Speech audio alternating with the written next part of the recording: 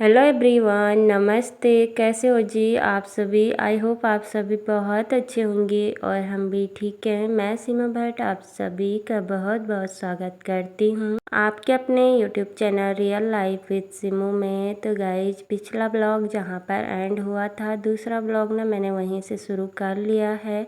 तो जी, जैसे कि मैंने आप सभी के साथ पिछले ब्लॉग में शेयर किया था, मैं ना सब्जी मंडी गई थी। तो वहाँ से जो भी मैं सब्ज़ी वगैरह लाई हूँ ना, वो सब मैं यहाँ पर अच्छे से धुल लूँगी।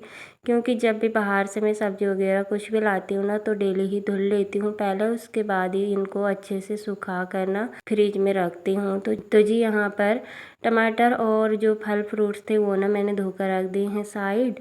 और फ्रांसबीन में लाई थी, तो फ्रांसबीन मैंने धो ली है। और ये भिंडी रह गई थी लास्ट में, तो इस भिंडी को भी मैं अच्छे से धुल लूँगी। और जो ये बर्तन रखने वाली टोकरी है ना, इसी में मैं रख दूँगी, क्योंकि फिर इससे ना अच्छे से पानी भी छूट जाता है।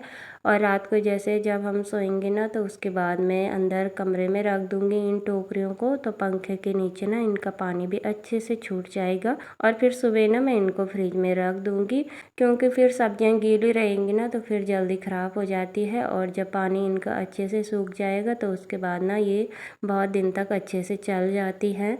और फिर सब्जियों को भी ना थोड़ा दिन तक रखना ज़रूरी हो जाता है, लेकिन डेली डेली ना सब्जी मंडी भी नहीं जाया जाता है, इसीलिए बस हफ्ते भर की सब्ज़ी वगैरह हम इकट्ठे ही ले आते हैं।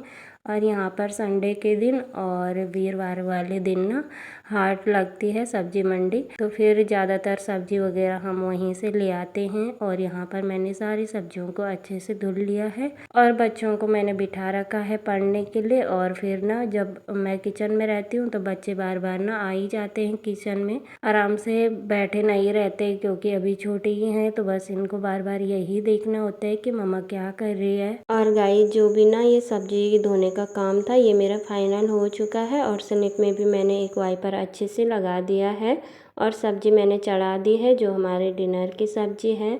तो आज मैंने शिमला मिर्च और आलू की सब्ज़ी बनाई है। और इस डोंगे को भी मैं मांज दूँगी, जिसमें मैंने सब्ज़ी वगैरह धुली थी ना, इसको भी मैं धोकर रख दूँगी साइड। और जी बस अभी ना मुझे थोड़ी देर अब अपने बच्चों के साथ बैठना है, और तभी जाकर ना ये लोग अपनी पढ़ाई वगैरह करते हैं। और घर के काम काज के साथ ना बच्चों का ध्यान देना भी बहुत ही ज़्यादा ज़रूरी है, क्योंकि बच्चों के लिए हम हमेशा मेहनत करते हैं। तो इन्हीं का ध्यान नहीं रखेंगे तो फिर हमारी मेहनत किस काम की।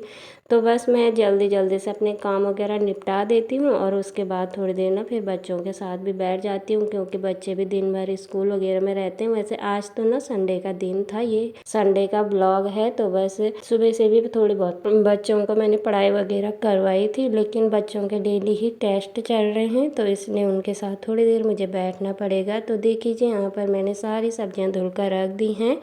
और टमाटर हैं, और ये लाई हूँ मैं सेब, और ये बाबू गोसा, भिंडी और फ्रांसबीन।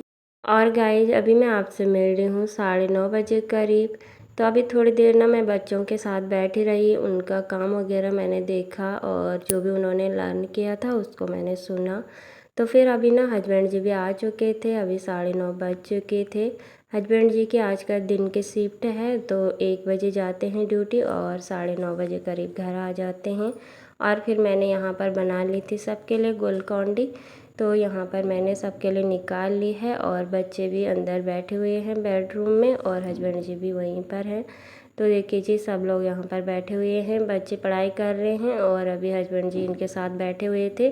तो तभी जाकर ना मैं अब अपने किचन के काम शुरू करूँगी। तो यहाँ पर मैंने सबके लिए गुलकौंडी बनाकर लाई थी, और फिर मैं सबको गुलकौंडी दे दूँगी और मैं भी पी लूँगी।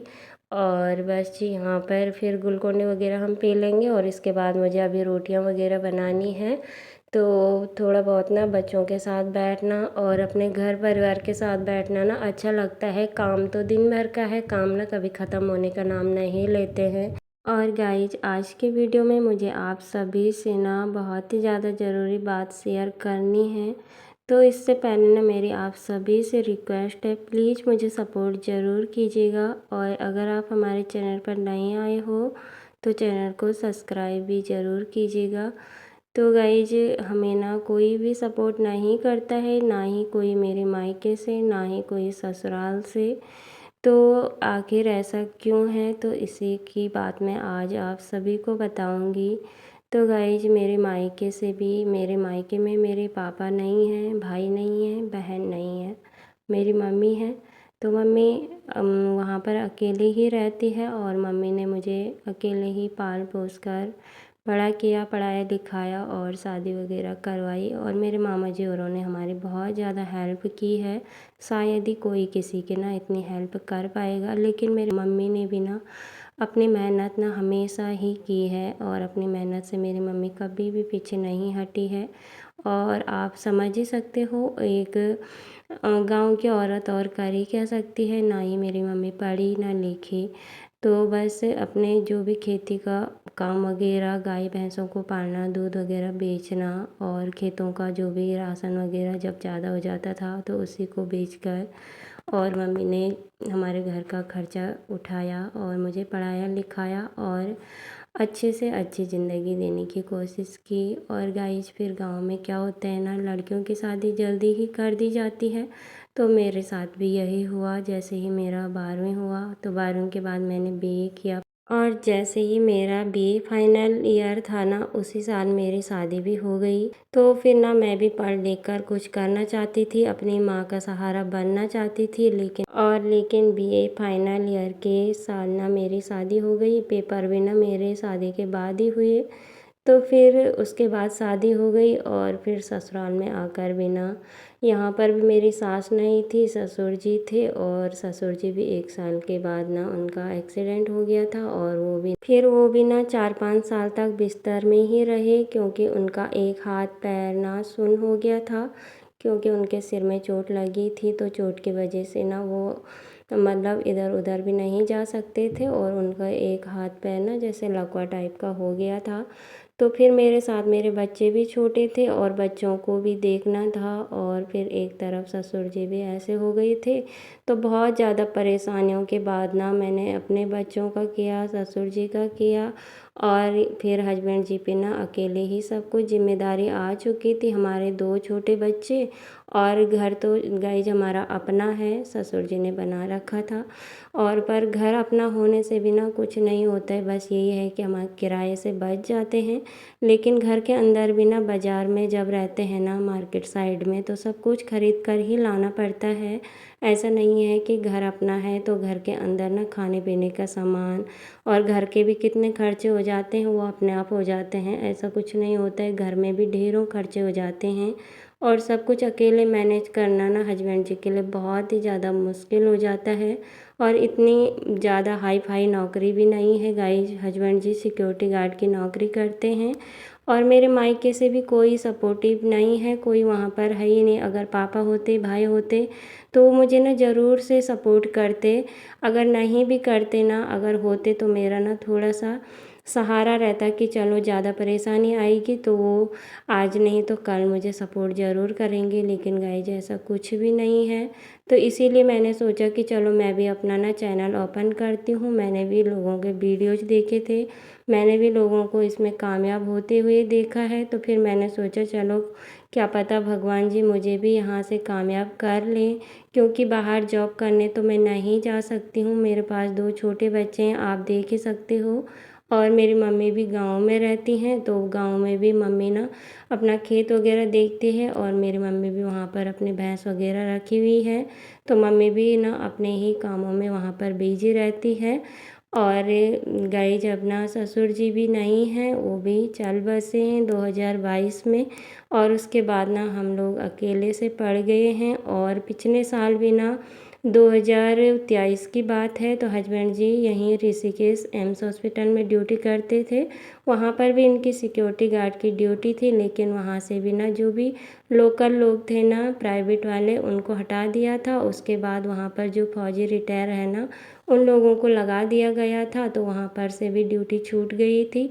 और 5-6 महीने ना बिना ड्यूटी के ही रहना पड़ा, क्योंकि सब लोग धरना पे बैठ चुके थे। तो फिर उस टाइम हमें बहुत ही ज़्यादा मुश्किल हुई और कैसे कैसे हमने अपना घर चलाया, ये तो सिर्फ मैं ही जान सकती हूँ और मेरे हस्बैंड जी ही जान सकते हैं। और मेरी मम्मी ने हमारी बहुत ज़्यादा मदद करती है। हमारा राशन वगैरह ज़्यादातर गांव से ही आता है, बस यहाँ पर हम सब्जी वगैरह और अपने बच्चों का दूध वगैरह और बच्चों को पढ़ाने लिखाने का ही खर्चा उठाते हैं। तो प्लीज़ गाइस, मेरी आप सभी से रिक्वेस्ट है, मुझे सपोर्ट ज़रूर कीजिएगा, जिससे हमारी ज़िंदगी भी थोड़ा सा आसान हो सके और हम भी अपने बच्चों का ध्यान रख पाएँ और मैं भी अपनी माँ का सहारा बन पाऊँ। और हस्बैंड जी तो अपनी तरफ से पूरी कोशिश करते हैं, दिन रात मेहनत करते हैं। किसी टाइम तो उन्हें ना डबल डबल शिफ्ट भी ड्यूटी करनी पड़ती है, लेकिन वो भी कब तक करेंगे। तो प्लीज़ मुझे सपोर्ट ज़रूर कीजिएगा, जिससे ना यूट्यूब से थोड़ा सा मेरा भी अर्न हो और मैं भी ना अपने घर परिवार की मदद कर पाऊँ। तो गाइज मेरे चैनल को भी ना अब 15 सितंबर को ना 1 साल होने वाला है, लेकिन अभी तक ना मैं इसमें ग्रो हो ही नहीं पाई। तो मुझे ना बहुत ही ज़्यादा दुख भी हो रहा है। मैं 1 साल से मेहनत करने में लगी हुई हूँ, लेकिन यहाँ पर भी ना मुझे अभी तक कोई भी कामयाबी नहीं मिल पाई है। तो प्लीज़ मुझे ना आप सभी से बहुत ज़्यादा उम्मीद है, आप मुझे सपोर्ट ज़रूर करोगे। और तो गाइज बातों ही बातों में ना हमारा खाना पीना भी हो चुका है और किचन भी मैंने साफ़ कर लिया है और अब मैं बच्चों की कॉपियाँ और बॉक्स वगैरह यहाँ पर बैग में रख लूँगी।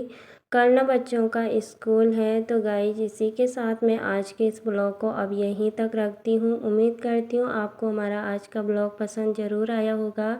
अगर आपको हमारा ब्लॉग थोड़ा भी अच्छा लगा हो तो प्लीज़ हमारे चैनल को लाइक कीजिए और चैनल पर नए आए हो तो सब्सक्राइब ज़रूर कीजिएगा और अपने फैमिली मेम्बर के साथ शेयर भी ज़रूर कीजिएगा।